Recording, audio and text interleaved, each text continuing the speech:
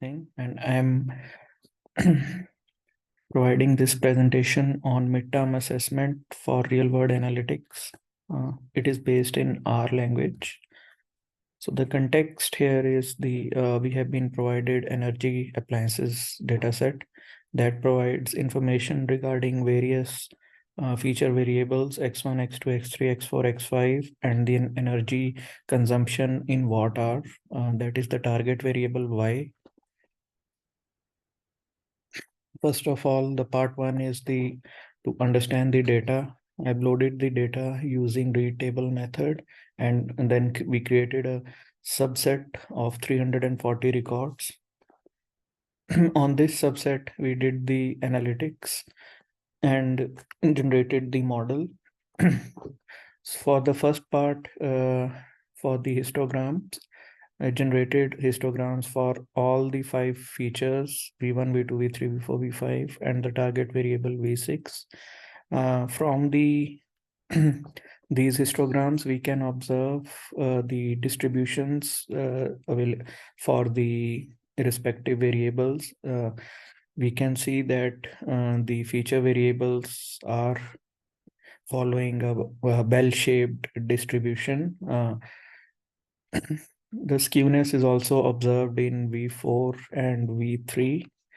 V4 is rightly skewed, and V3 is V6 is the left skewed, and V4 is the left skewed data, and V6 is the right skewed data.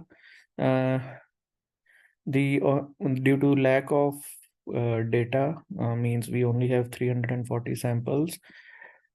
The observations are not equally distributed, and the outliers can also be observed in V3, V5, and V6 data.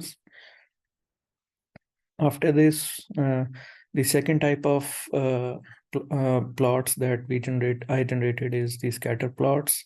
From scatter plots, we get to know about the relationship between the target variable and the feature variables. So these scatter plots are generated between V1, V6, V2, V3, V4, and V5 respectively.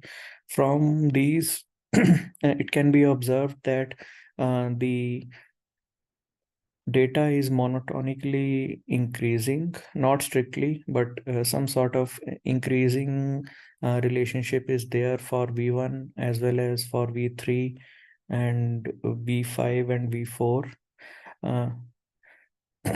Outliers again, they are observed. Most of the data is present around the dark areas where the data points are overlapping, but still there are many outliers that are there. And again, the relationship is sort of positive. There is no negative slope is observed for any of the data type. The second part concerns with the transforming the data.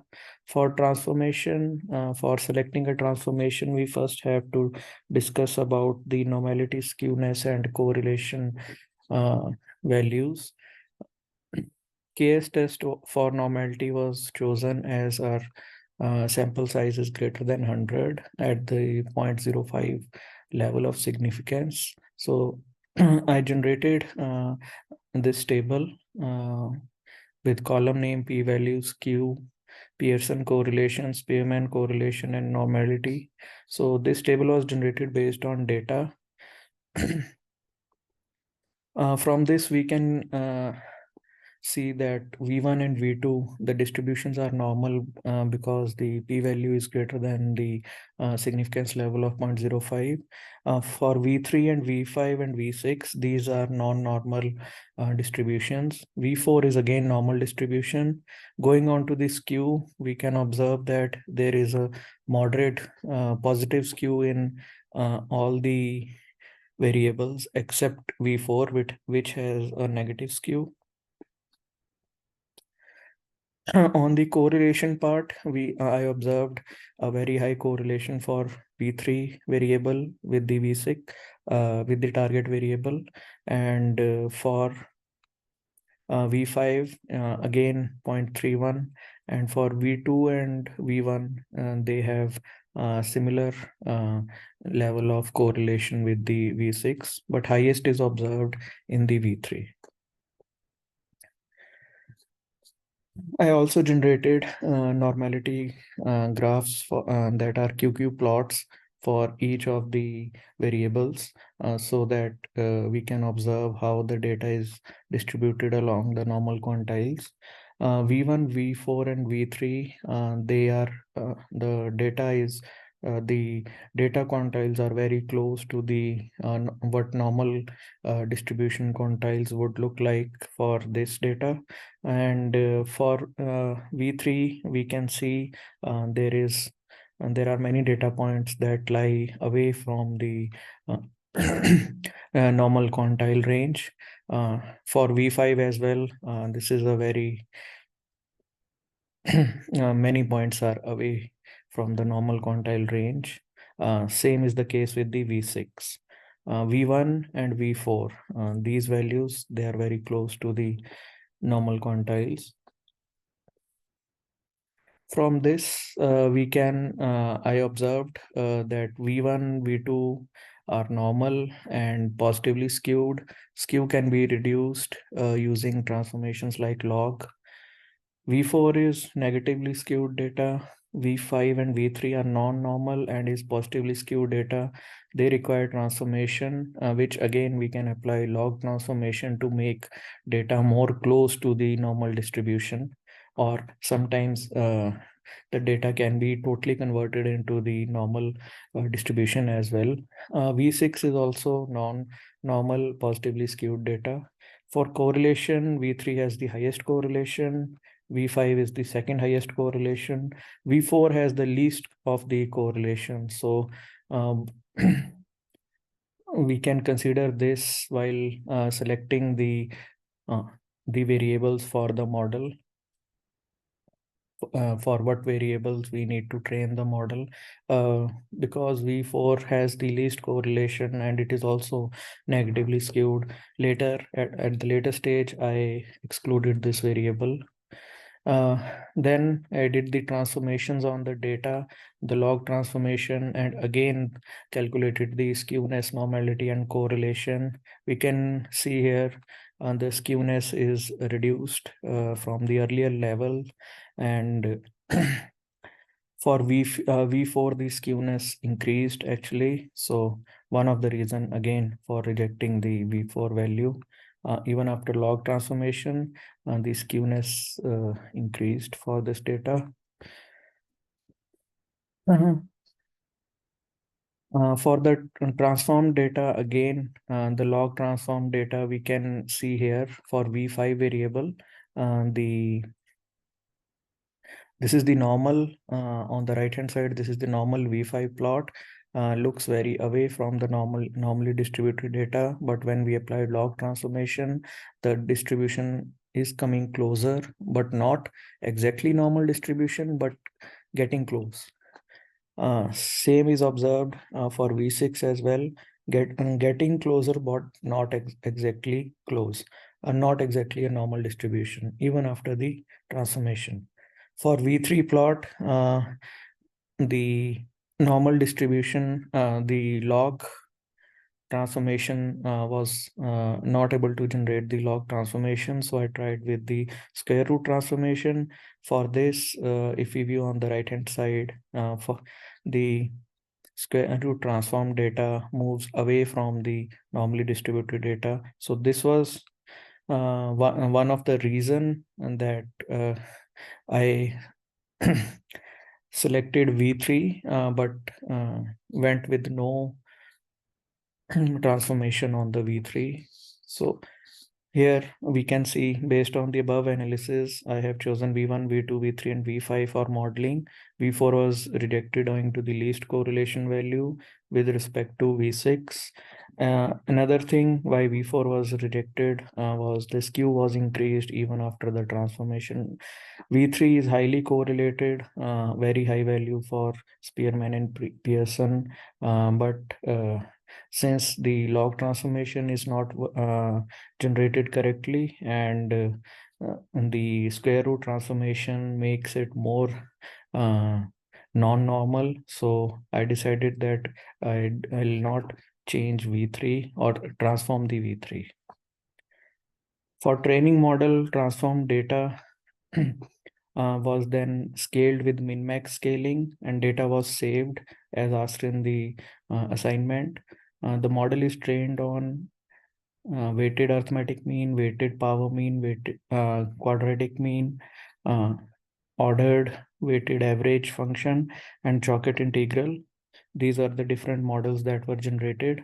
After model generation, the metrics were evaluated, and I have generated this table uh, uh, for performance evaluation. The metrics were root mean square error, absolute error, Pearson and Spearman coefficients for correlation, Orness value. From these metrics, I have selected Choquet integral model for prediction because it has the least root mean square error, absolute error, and high value for the correlations between predicted value, and as well as the Orness is 0.64. That means it is closer to 1. The best function is the OR function, and for the transformations. The second best model is based on the quadratic weighted mean. Again, the values are very close to what Choquet integral has generated. Again, high values for moderate values for Pearson and Spearman coefficients. Since I have selected the Choquet model, I'll go through the importance of weights in the Choquet model. These are the values 1, 2, 3, 4, and 5. These are the variables that were selected for modeling. Out of it, 4, the humidity outside was excluded due to already explained in the normality analysis section. The fuzzy Meyer weights were generated, and these are as follows.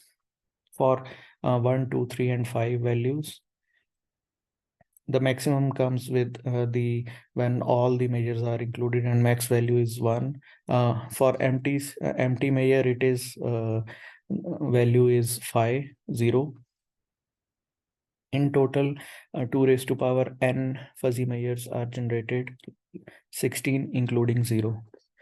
As per the weights calculated from the fuzzy Meyers, we can observe that 3 and 5, temperature outside and visibility outside, they are the most important features individually because the values are 0.1, 0.77, and 0.54 in the individual fuzzy Meyers V3 and V5.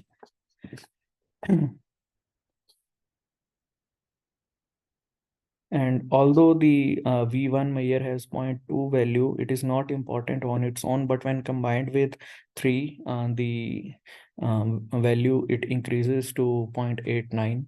So that means V3 is again having more influence over V1. From this analysis, we can see the 3, 1, and 5 together account for the most important weight of 0.97. Together, they have most influence in prediction of energy consumption over other two, that is 2 and 4. 2 and 4 has no impact on the energy consumption here, as the value for 2 is 0. After that, proceeded ahead with the model prediction and summary. Choquet model was selected, and the prediction came out to be 91.4. Ground truth value was 100, and the performance metric was generated for these values. Root mean square error came out to be 8.6. That is very low, means good RMSE is good when the values are low.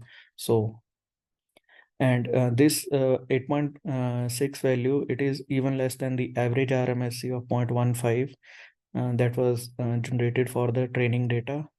Similarly, absolute error came out to be 8.4, and the average absolute error was 0.12 for the training data. Means predictions model is predicting at higher rate than at the training data. For the importance of features, 3, 1, and 5 together, they are the most important features for the production. When we talk about limitations, based on the metrics of the model, prediction model is predicting at higher rate on unseen data, which we can be attributed to the sign of overfitting. Chocolate made models are uh, prone to overfitting, which is observed in the prediction as well. And this model is tending towards the higher values based on the Orness value of 0.67, which means fewer variables are contributing towards the model prediction, which is again true based on the importance of features. Like out of 5, 3 are contributing most to the prediction. And these observations are also in line with the normal analysis that we did in the initial part. Yeah, these are the references, and the video presentation is available at this link. Thank you.